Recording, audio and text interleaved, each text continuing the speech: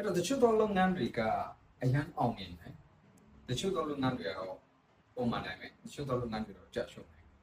အရန်အောင်မြင်တဲ့လုပ်ငန်းတွေဘာကြောင့်အောင်မြင်တယ်လို့ထင်ပြဿနာမရှိဘူးသူတို့ complaint မရှိဘူးအဲ့လိုမျိုးတော့ကျွန်တော်ထင်ဘာလို့လဲဆိုတော့ကျွန်တော်လုပ်ငန်းမှာသုံးတဲ့စကားလုံးရှိရပါဆိုတော့ shit what happened to the business ကိုမကောင်းတဲ့အရာတွေဖြစ်နေပြဿနာတွေဖြစ်နေဘယ်တော့ကြီးတဲ့ပြဿနာလဲဘယ်ချိန်ဖြစ်မှလဲတော့ဒီမှမပြောနိုင်ဘူးဖြစ်အဲ့တော့ပြဿနာတွေဖြစ်လာတဲ့အခါမှာအဲ့ဒီ business ကဘယ်လို react လုပ်လဲဆိုတာပို့တော့စကားပြောတယ်ပေါ့နော်ဘာလို့လဲဆိုတော့အကဲလူတယောက်ကခင်ဗျားရဲ့ဝန်ဆောင်မှုကိုတုံးလိုက်တယ်ဥပမာ aircon တစ်လုံးပွက်လိုက်တယ်ခင်ဗျားစီမှာအဲ့ပြင်အဲ့ဒီ aircon အလုံးပြဿနာမရှိဘူးဆိုရင်ခင်ဗျားဆိုတော့ကျေးဇူးတင်ပါတယ်သူစပေးတယ်ခင်ဗျားinstallation တွေပါတယ်လုပ်လိုက်တယ် aircon ရောက်လာတယ်ဒါတော့ပြီးသွားတယ်ဒါပေမဲ့အကဲသူက aircon ပြဿနာရှိသွားတယ်အပြင်ခင်ဗျားကိုဖုန်းခေါ်လိုက်တယ်အဲ့ခင်ဗျားချက်ချင်းရောက်လာပြီးတော့ချက်ချင်းပြင်ပေးလိုက်တယ်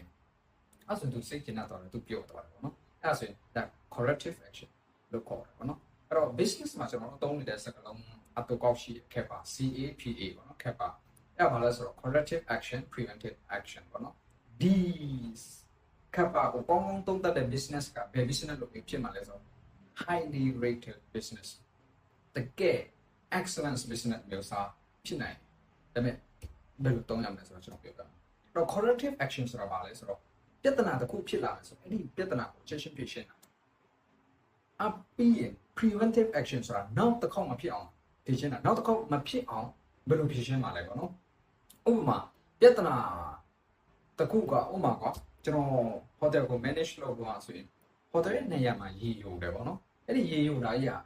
okay အဲ့ဒါနဲ့ရေယိုတာနေတော့ manager အဲ့ဒီအောက်ခန်းက manager ကပြုတ်သွားအဲ့တော့ကျွန်တော်တို့ကပထမဆုံးအနေနဲ့ပါလို့ manager ပြုတ်တာဖြစ်တဲ့အတွက်လူရဲ့သွားလျှောက်လာတယ်အဲ့တဲ့နေရာအဲ့ဒီဟောချစ်ချင်းပြင်ဆင်ရလာပါတော့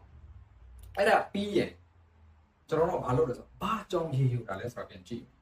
အဲ့တော့ဘာကြောင့်ရေယူလဲပြန်တော့ကြည့်လိုက်တော့ဘာလို့လဲဆိုတော့ရေချိုးခန်းကကျွေပြားပြည့်ကြားမှာတုံးနေတဲ့ကော်တို့ပလက်မီတို့ဟာတက်တန်းကုန်သွားတာလည်းဖြစ်နိုင်အဲ့တော့ကျွန်တော်အဲ့ဒါကိုလုပ်လိုက်တယ်အဲ့ဒီအခန်းမှာအဲ့ဒီနေရာလုပ်လိုက်တယ်အဲ့တော့ဒါပေမဲ့ preventive action ကဘာပြောလဲဆိုတော့ဒီအခန်းကဖြစ်တယ်ဆိုရင်ကျန်တဲ့အခန်းတွေကဖြစ်နိုင်ရှိမရှိဘူးလားဆိုတဲ့မျိုးဖြစ်သွားအဲ့တော့ကျွန်တော်တို့ဘာလုပ်လဲအခန်းတိုင်းကိုဘောလုံးလုပ်တယ်ဘာလို့လဲဆိုအခန်းတိုင်းကိုချက်ချင်းမပြင်ဘူးဆိုရင်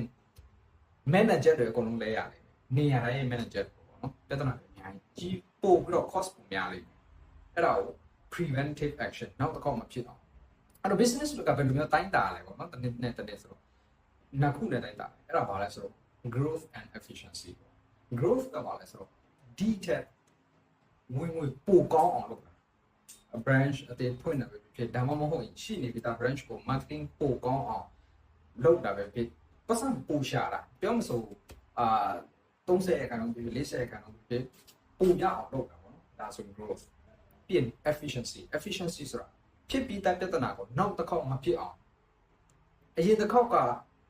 တနအီနဲ့ရှင်းလိုက်ရတဲ့ပြဿနာကိုနောက်တစ်ခေါက်5မိနစ်7မိနစ်နဲ့ရှင်းတော့ကျွန်တော်တို့လုပ်တာဖြစ်အဲ့တော့အဓိက